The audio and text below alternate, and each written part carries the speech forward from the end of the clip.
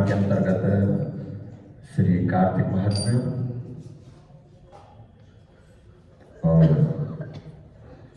माताएं, बहनें, भ्राता, हम लोग श्रवण कर रहे हैं कार्तिक महीने का पावन महात्म्य। पृथु महाराज कहते हैं, ब्राह्मण सर्वासुकोपि सूराधिकां वृषभानुजा कथं जातैलाविशो पूजनीया च कार्तिकी महद कौतूहलं हेतत् गोपालचरितं प्रियं वद विस्तरता श्रोतुं त्वन्मुखात् उत्सुकामयम्।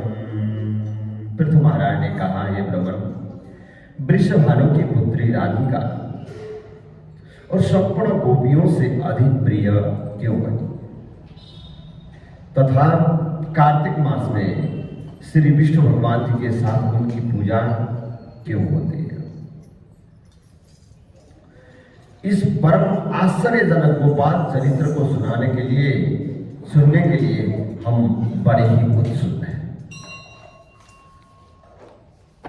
वैसे ही भगवान जी का विवाह किसके साथ हुआ? तो रुक्मिणी के साथ पूजन क्यों नहीं होता? ये भी हमारे मन में एक कौतूहल होता है, प्रश्न निकलता है ना?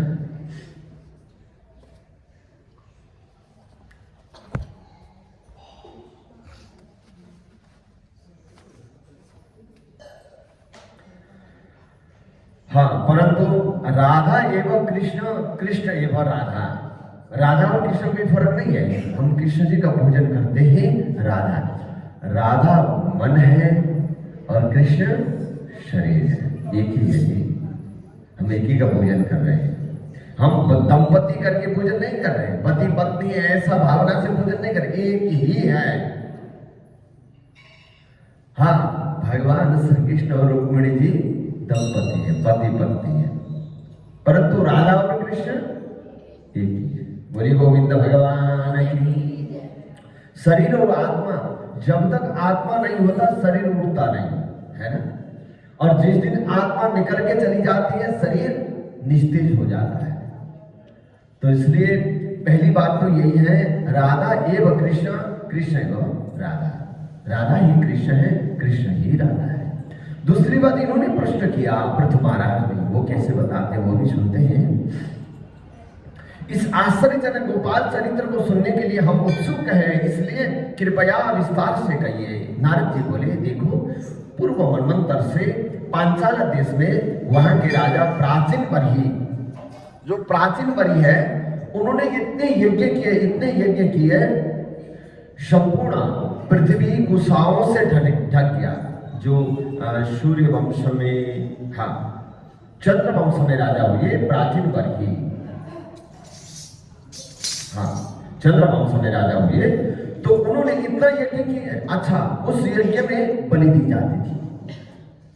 हाँ, तो उसके बाद एक दिन नारद जी आए, तो आप यज्ञ क्यों कर रहे हैं? कहने लगे, देवताओं को प्रसन्न करने के लिए। बोले, आपने इतने बलि क्यों दी? बोले, देवता को प्रसन्न करने के लिए बलि दी जाती है। राजा ने कहा, बोले, आपने जिन पशुओं की बलि दी है आसमान में देखो, कभी देखा? बोले, नहीं देखा। बोले, आसमान में देखो, आसमान में देखा, ये सारे जितने भी पशु हैं ये सब तुम्हें बदला लेने के लिए इंतजार करके बैठे हुए हैं। जो अगला समय आएगा, ये जिस प्रकार तुमने बलि दी है उसी प्रकार ये तुम्हें बलि देंगे। बोलिए गोविंद भगवान की। ये नारद जी ने समझाया। उस दिन से प्राचीन बरही ने बलि देना छोड़ दिया। बोलिए गोविंद भगवान की। ये प्रश्न आता है, श्रीमद् भागवत में आता है। और वो प्राचीन बरही जो राजा थे, इन्होंने भी यही कथा प्रसंग बताया। प्राचीन बरही ने एक हरि मंदिर बनवाया था। बड़े बड़े यज्ञ किए उन्होंने, अंत में उन्होंने एक हरि मंदिर बनवाया था। उसमें राजा ने भगवान विष्णु की एक ऐसी मूर्ति स्थापित की जो करोड़ों कामदेवों के समान सुंदर थे। हाँ, उस मंदिर में प्रतिदिन श्री विष्णु भगवान की पूजा बहुमूल्य वस्तुओं द्वारा की जाती थी तथा दान, नृत्य, गीत आदि मांगलिक कार्य भी हुआ करते थे। वहां देवियों जैसी सुंदर एक नृत्य निपुणा स्त्री भी थी, जिसके गीतों को भजन को सुनकर लोग मोहित होकर निश्चल होकर खड़े हो जाते थे। बोले जब उसे हरि के सानिध्य में नृत्य करने का समय मिलता तब सब लोग उसे देखने के लिए वहां पहुंच जाते। सारा नगर उस समय सुना हो जाता था और वह लोगों को मोहित करके धन कमाती थी। और एक दिन कार्तिक मास की प्रबोधनी इत्यादि एकादशी को उसने भगवान विष्णु की मूर्ति की ओर देखा। जब उसने नाचते समय श्री विष्णु भगवान जी की प्रतिमा की ओर विशेष रूप से देखा तो उसके रूप श्रृंगार पर मोहित होकर इस प्रकार सोचने लगी कि ये श्री नारायण अत्यंत अद्भुत रूप वाले हैं और यदि ये मेरे कंठ में अपनी बाही डालकर साथ साथ नृत्य करें तो कितना अच्छा हो। मन में भावना ऐसी आई। इस प्रकार सोचते हुए उसने हाव भाव से नृत्य करते हुए सारी रात बिता दी। प्रातःकाल उसे जागरण का फल भी प्राप्त हुआ तथा जो कामना की थी वह इस प्रकार पूर्ण हुई कि कुछ वर्षों के बाद जब वह अपने संपूर्ण धन का दान करके मृत्यु को प्राप्त हुई तो स्वर्ग में पहुंचकर देवांगना बनी। वहां भी वह रूप यौवन शालिनी तथा संगीत में निपुण थी। एक समय उसने स्फटिक पत्थर दर्पण के भीतर अपना रूप देखा।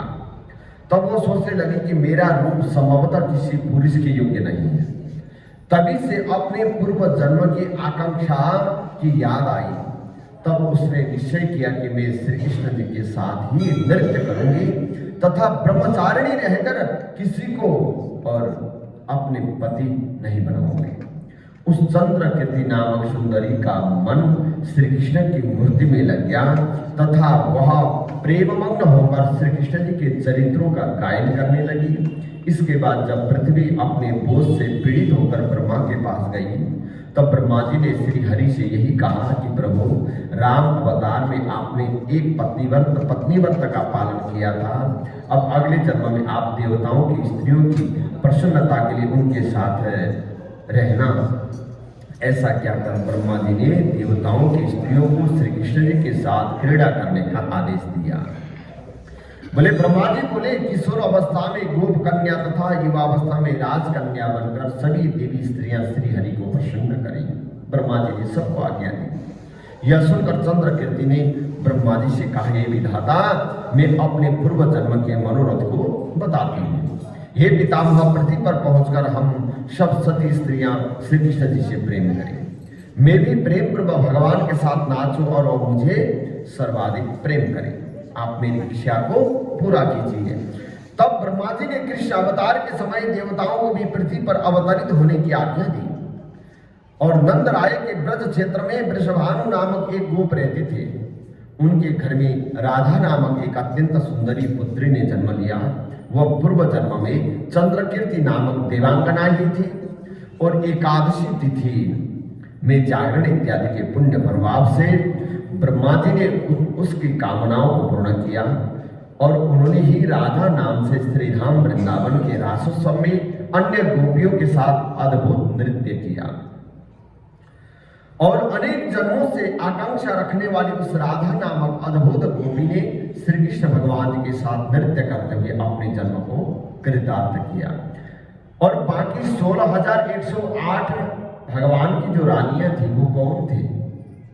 वो तो वेद की ऋचाएं थी और 4 वेद में 16,000 और 108 उपनिषद, ये सब ने मूर्तिमान होकर के और स्त्री का रूप धारण करके ब्रज में आकर के भगवान श्री कृष्ण जी के साथ क्रीड़ा करने लगे। वो वेद की ऋचाएं हैं, मंत्र, एक एक मंत्र ही एक एक स्वरूप धारण करके वृंदावन धाम पहुंच गए। ये प्रमाण है। बोले इसलिए राधा नामक वह गोपी अन्य गोपियों की तुलना में श्री हरि को अधिक प्रिय थी। इसी कारण वह कार्तिक के महीने में श्री दामोदर भगवान जी के साथ विशेष पूजनीय है।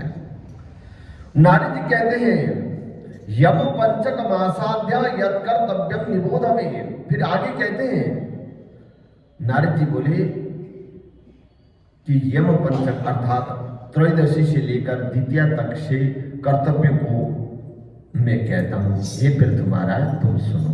अब हम यम पंचक के बारे में कुछ कथा श्रवण करते हैं, थोड़ा ध्यान से सुनिए। कार्तिक के इतने समय से हम लोग धनतेरस में कोई कहते हैं ये खरीदना है, कोई कहते हैं वो खरीदना है, क्या करना है, ये कुछ बात तो कथा के माध्यम से हम जरूर जानेंगे। हाँ, कार्तिक के महीने में महीने के कृष्ण पक्ष की त्रयोदशी को सूर्यास्त के बाद घर अथवा गांव के बाहर की ओर अपमृत नाशक यम दीप जलाना चाहिए। ये यम दीप किस चीज से जलती है? तेल से, घी से? हाँ? तिल के तेल से या सरसों के तेल से? हाँ, ये ना सरसों के तेल से जलती है जो यम दीपक है। बिल्कुल ठीक है। और कार्तिक मास के कृष्ण पक्ष की त्रयोदशी को सूर्यास्त के बाद बताया गया है। हाँ, और उस समय कुछ मंत्र भी लिखा है, एक मंत्र का भी उच्चारण करना चाहिए। वो कौन सा मंत्र है? रक्तवर्ते समायुक्तम सद्रव्यम दक्षिणामुखम त्रयोदश्याम दीपदानात् प्रियतामिति सूर्यदान। त्रयोदश्याम दीपदानात् प्रियतामिति सूर्यदः। बोले हे यमराज, मैं लाल रंग की बत्ती युक्त दक्षिणा सहित त्रयोदशी को दीपदान कर रहा हूँ, कर रही हूँ। हे सूर्य पुत्र, आप मुझ पर प्रसन्न हो। कार्तिक मास के कृष्ण पक्ष की उसके बाद चतुर्दशी को चंद्रोदय के समय तिल के तेल से स्नान करने वाले मनुष्य नरक के भय से मुक्त हो जाते हैं। इस तिथि को तेल में लक्ष्मी तथा जल में गंगा जी निवास करती है। चतुर्दशी तिथि को प्रातःकाल गंगाजल में स्नान करने वाले यमलोक के दर्शन नहीं करते। यहाँ तो इतना ही बताया धनतेरस का जो पावन कथा है, इसमें केवल यम दीपक जलाने की बात बताई गई है। और लक्ष्मी जी के आने से पहले दरिद्रा को मिटानी होती है। हम झाड़ू खरीदते हैं, और क्या क्या खरीदते हैं? बर्तन भी खरीदते हैं। क्यों? क्यों? सोना चांदी। अच्छा, ये भी है।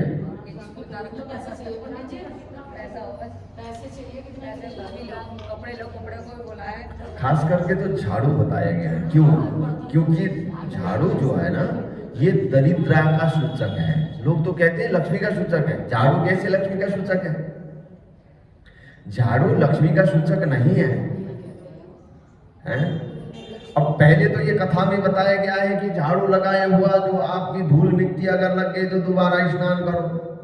फिर ये लक्ष्मी जी कैसे हुई? हैं? हम लक्ष्मी जी क्या के खरीदते हैं ना, ऐसा नहीं है।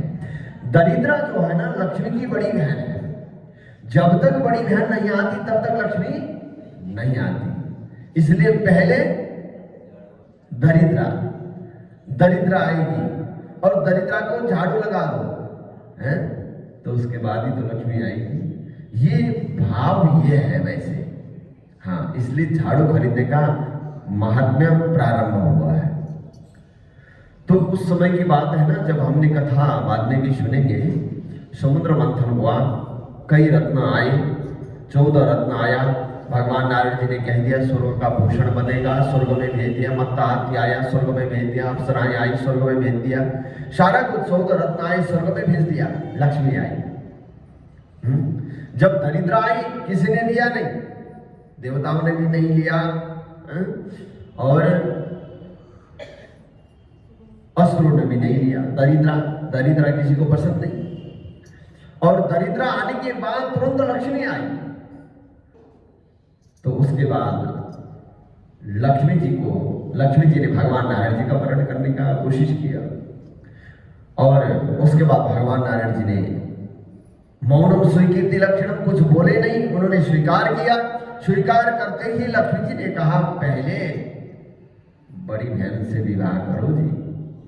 बड़ी बहन के विवाह से पहले छोटी बहन का विवाह वैदिक सनातन पद्धति का नियम नहीं है। तो इसलिए पहले दरिद्रा के साथ विवाह शादी कर लो जी, उसके बाद हमारे से शादी करना है? अभी टीका ही तो हुआ है? बोले उसी समय भगवान नारायण जी ने दरिद्रा का विवाह करने के लिए तो देवता असुर सबको ढूंढे, कोई भी राजी नहीं होता।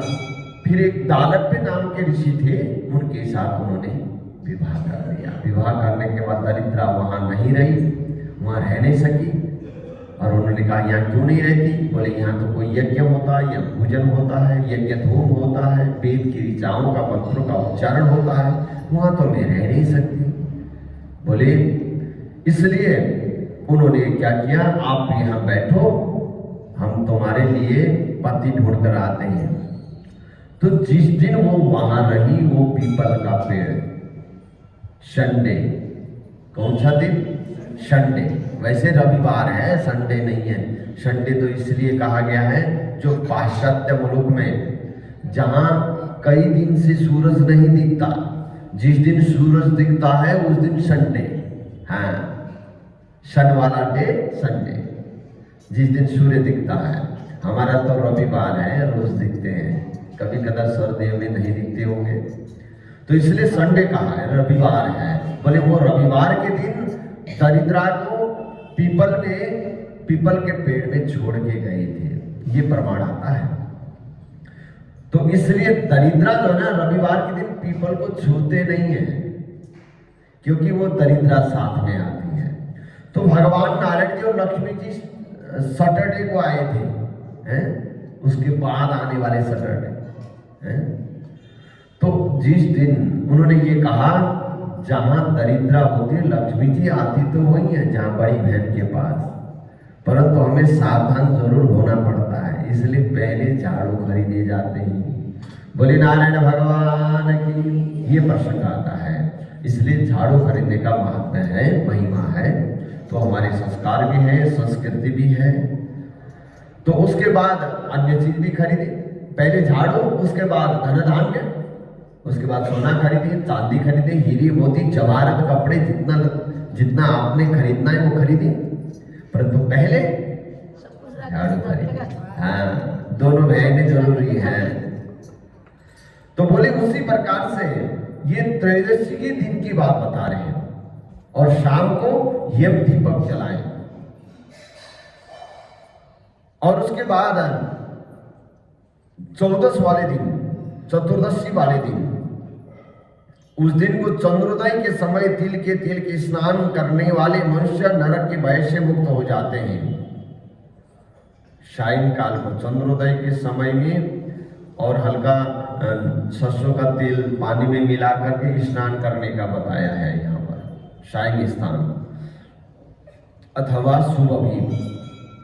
इस तिथि को तेल में लक्ष्मी तथा जल में गंगा जी निवास करते हैं, दोनों को मिक्स करके स्नान किया जाए। ज्यादा मत मिलाना तेल तो थोड़े से। हाँ। चतुर्दशी तिथि को प्रातःकाल गंगा जल में स्नान करने वाले यमलोक के दर्शन नहीं करते। स्नान करते समय अपामार्ग, दुर्वा तथा चक्रमर्दन को अपने सिर के ऊपर घुमाएं और हल सहित भटकटई अर्थात कटेरी तथा अपमार्ग को बारंबार घुमाने से पाप दूर हो जाते हैं, ऐसा लिखा है। और इसके बाद दक्षिण दिशा की ओर मुख करके तीलों के द्वारा यमराज का तर्पण और सभ्य अपसभ्य करें। यमराज देव तीर्थ में देव रूप तथा पितृ तीर्थ में पितृ रूप से स्थित रहते हैं। आगे वर्णित एक एक नाम से तीनों को अंजलि में रखकर 3-3 अंजलि जल का तर्पण करें। यम धर्मराज मृत्यु अंतक, वैवस्वताय नमः, कालाय नमः, सर्वभूतक्षयाय नमः, औदुम्बराय नमः, दंडाय नमः, नीलाय नमः, परमेष्टिने नमः, बिरकोदराय नमः, चित्राय नमः, चित्रगुप्ताय नमः, और इनको मैं नमस्कार करता हूँ। इस प्रकार कहना चाहिए। यह कहते हुए जलांजलि दी तथा सायंकाल में सुंदर दीपक जलाएं और ब्रह्मा, विष्णु, शिव तथा दुर्गा जी के स्थानों में भी दीपक जलाएं। उस दिन तो कई सारे दीपक जलाने को बताया है। कहाँ कहाँ? बोले ऊंची अटारी में, चैत्य, सभा, मंडप, नदी तट, दीवार, उद्यान, बावड़ी, गली के पास के वन तथा खेत में भी शिव जी तथा दुर्गा जी के लिए चतुर्दशी को दीप दान करें। मंदिरों में भी, बावड़ियों में, छत में, सारे जगह दीप जलाने को कहा है। अगर सारे जगह दीप नहीं जला पाते तो सारे जगह लड़ियां लटका दो, सब दीप ही दीप हो गया, है ना? ऐसे करते हैं ना। बोले दीप जलाने की महिमा और हमारी बुझाने की महिमा नहीं है, हम लोग दीप बुझाने का प्रयत्न करते हैं, बुझाने का महिमा नहीं है। केवल श्राद्ध के दिन दीपक बुझाए जाते हैं, जो श्राद्ध करते हैं ना, श्राद्ध के बाद दीप आच्छाद्य किए जाते हैं। और कहीं भी नहीं है जहाँ दीप बुझाने का, कहीं है क्या? फूंक मार के बुझाते हैं? नहीं, फूंक मार के बुझाते तो हैं आप, मोमबत्ती तो फूंक मारते हैं, वो भी तो दीपक है। हैप्पी बर्थडे जन्मदिन के दिन हम लोग ऐसा करते हैं, नहीं न बुझाइए, हाँ बुझाइए मत, आप जलाइए, जला के रख दीजिए साइड में, क्या दिक्कत है? ऐसा हो सकता है ना? जब हमने जन्मदिन के दिन पूजा को छोड़कर हम केक काट सकते हैं, तो वो दीप को साइड में रख के हम बिना बुझाए जला नहीं सकते? जला सकते हैं? मानेगा ही नहीं, कहेगा नहीं हमें फूंकवाओ, फूंक मारो, हाँ एक तो फूंका दे तो फूंका। हाँ, नहीं वैसे ऐसा है, संस्कार ऐसा बन गया, कुछ जो है ना अपने जन्मदिन के दिन खुशियां मनाने का तरीका, बच्चे जो है ना खुश हो जाते हैं। परंतु यही करिए, आप दीपक को एक साइड में रख तो सकते हैं, अपने संस्कार को जीवित तो रखें, हैं? विनाश तो ना करें। दूसरों के संस्कार को अपनाना ठीक है, अपना लीजिए, अच्छी बात है, परंतु अपने संस्कार को जीवित रखते हुए अपनाइए। हम तो यही कहते हैं। हमारी वैदिक सनातन पद्धति में दीप बुझाने का महिमा बिल्कुल नहीं है। जिस दिन श्राद्ध होता है उसी दिन बुझाए जाते हैं, हाँ। तो इसलिए इसी प्रकार से दीपक बुझाने की महिमा नहीं है, जलाने की है। चतुर्दशी के दिन बहुत सारे दीप जलाने को बताया गया है, कई दीपक जलाएं। हाँ, कहाँ जलाएं? एक बार और याद करिए, ऊंची अटारी पर, चैत्य, सभा, मंडप, नदी तट, दीवार, उद्यान, बावड़ी, गली के पास, वन में, खेत में, हैं? और शिवजी और दुर्गा जी के स्थान यानी मंदिरों में दीपक जलाना चाहिए। और शास्त्र द्वारा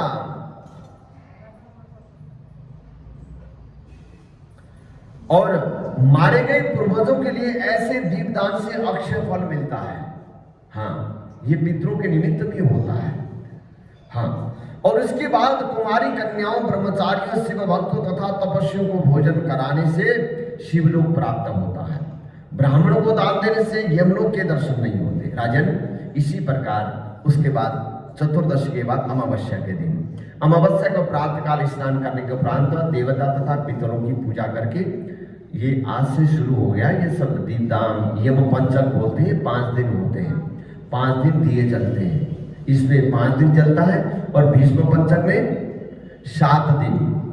हाँ, भीष्म पंचक में 7 दिन होता है, 2 दिन स्नान आदि दीपदान होता है और एकादशी से लेकर पूर्णिमा तक अखंड ज्योत होता है, वो भीष्म पंचक है। ये यम पंचक है, ये यम के लिए चलता है, वो भीष्म के लिए चलता है। हाँ, तो इस प्रकार हे राजन, इसी प्रकार अमावस्या को प्रातः काल स्नान करने के उपरांत देवता तथा पितरों की पूजा करके प्रणाम करें। तीसरे प्रहर में पितृपरायण होकर श्राद्ध करें तथा अनेक प्रकार के भोज्य पदार्थों का ब्राह्मण को भोजन करा के क्षमा याचना करें। सायंकाल के समय दीपमालिका करें। इसमें कई दीप होते हैं, 11 दीप, 21 दीप, 31 दीप, 51 दीप, 1000 दीप, 1 लाख दीप, जितना आप जला सकते हैं। हाँ, दीपमालिका। अपने घर में तुलसी पौधे के पास, ब्राह्मण मित्र तथा देवताओं के मंदिर में, चौराहे में, शमशान में, नदी, पर्वत, गौशाला में दीपदान करके सोई हुई लक्ष्मी को जगाएं और कहें, ये लक्ष्मी आप ज्योति स्वरूपा है। सूर्य, चंद्रमा, बिजली, स्वर्ण, नक्षत्र एवं सभी ग्रहों में आप ज्योति दीप की भांति स्थित है, आपको नमस्कार है। इस प्रकार मंत्र का उच्चारण करके स्त्रियां अपने हाथों में दीपक लेकर देवी लक्ष्मी को जगाएं तथा मंगल गान करें। ये दीपावली की पावन कथा तो हम बाद में सुनेंगे, ये तो यम पंचक में क्या क्या नियम है प्रतिदिन का ये बता रहे हैं। जिस प्रकार पतिव्रता स्त्रियां प्रतिदिन ब्रह्म मुहूर्त में अपने पति से पहले ही जग जाती है, उसी प्रकार लक्ष्मी जी भगवान विष्णु से 12 दिन पहले ही जग जाती है। बालक, वृद्ध और रोगियों के अतिरिक्त दिन में किसी भी स्त्री पुरुष को भोजन नहीं करना चाहिए। दीपावली के दिन लिखा है जी। हाँ, आने वाले वर्ष की परीक्षा करने के लिए दीपावली की रात्रि में जुआ भी खेल लेना। जुआ, हाँ, जुआ खेलने का एक ही दिन बताया गया है, रोज रोज नहीं। हाँ हाँ, यदि उसमें विजयी होगी तो वर्ष भर विजयी होती रहेगी, ऐसा शास्त्र में लिखा है, और हार होगी तो वर्ष भर हार ही होती रहेगी। बोले जो लक्ष्मी अमावस्या को पृथ्वी पर आकर दीपावली तथा गौशाला में निवास करते हैं, वो लक्ष्मी कार्तिक के महीने में मुझे वर प्रदान करें। इस मंत्र द्वारा पूजा करने से जुआरी को भी विजय मिलती है। हाँ, एक समय शिवजी और पार्वती जी जुआ खेल रहे थे। उसमें लक्ष्मी पूजन के प्रभाव से पार्वती जी ने विजय प्राप्त की थी। अमावस्या की अर्धरात्रि में लक्ष्मी घर घर में घूमती है, इसलिए उस दिन अपने घर को धूप दीप तथा जनोत्सव, शुद्धता, धवलता एवं पुष्पमाला से सुशोभित रखना चाहिए। लक्ष्मी जी की प्रसन्नता के लिए दक्षिणा सहित माला तथा अनुलेप, चंदन आदि समर्पित करें। स्त्री पुरुष नवीन वस्त्र धारण करें। रात्रि का समय गीत, हास्य तथा रास रंग इत्यादि में व्यतीत करें। नए वस्त्र द्वारा ब्राह्मण संबंधियों तथा बंधुओं की पूजा करें तथा अंधकार दूर करने के लिए रात भर दीपक भी जलाएं। राजन, इस रात्रि को जिस घर में अंधेरा होता है उसे लक्ष्मी त्याग देती है तथा वहां दरिद्रता का निवास हो जाता है। विष्णु नारायण की शयन अवस्था में लक्ष्मी जी जग जाती है तथा रात्रि के समय आश्रयहीना होकर सभी स्थानों पर निरीक्षण करती है। उस समय जो घर रमणीक तथा प्रकाश युक्त होता है वही वह चिरकाल तक बनी रहती है। इस प्रकार प्रज्वलित दीपकों के साथ रात्रि बिताते हुए पुरुष प्रसन्न बने रहे तथा स्त्रियां शुभ की डुगडुगी बजाते रहे। शुभ जानते हैं क्या होता है? हाँ, छाछ की डुगडुगी, छाछ बजाने के, ढोलक नहीं बजाना।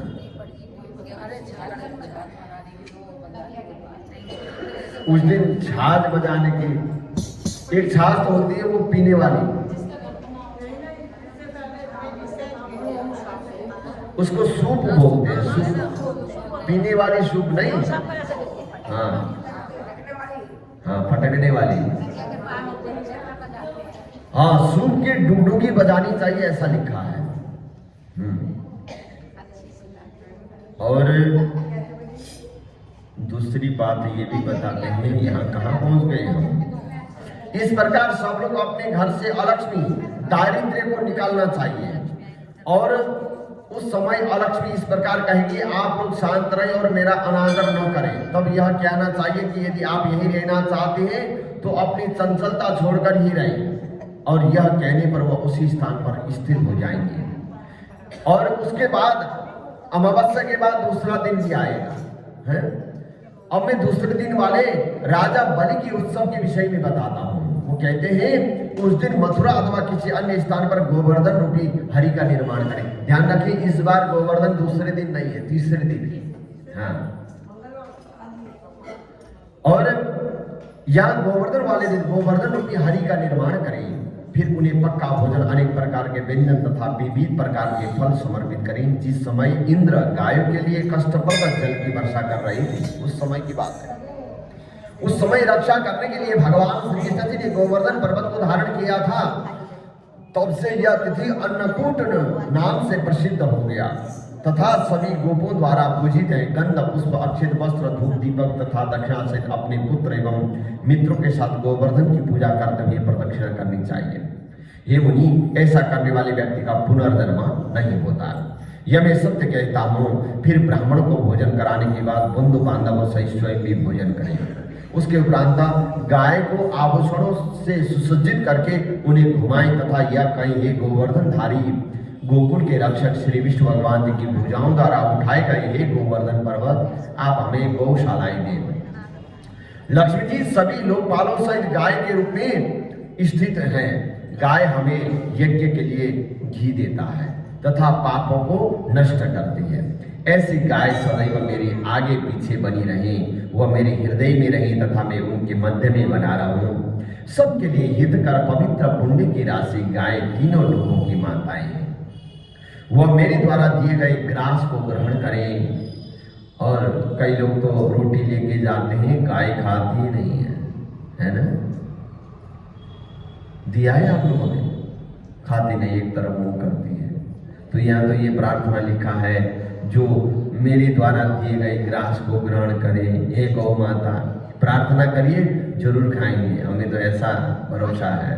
हाँ, हे धर्म, तुम बैल के रूप में संसार को आनंद देते हो, तुम शिव के वाहन हो, मुझे मति और गति प्रदान करो, सद्बुद्धि भी दो और आगे सदगति भी दो। और गोवर्धन भगवान की पूजा और गाय भैंस आदि का पूजन करोड़ों वाजपेय तथा अश्वमेध यज्ञों की भांति फलदायक है। नारद, इसके बाद ब्राह्मण अपराह्न काल में पूर्व दिशा की ओर मुख करके हवन करें तथा किसी बड़े वृक्ष के तने कुछ घास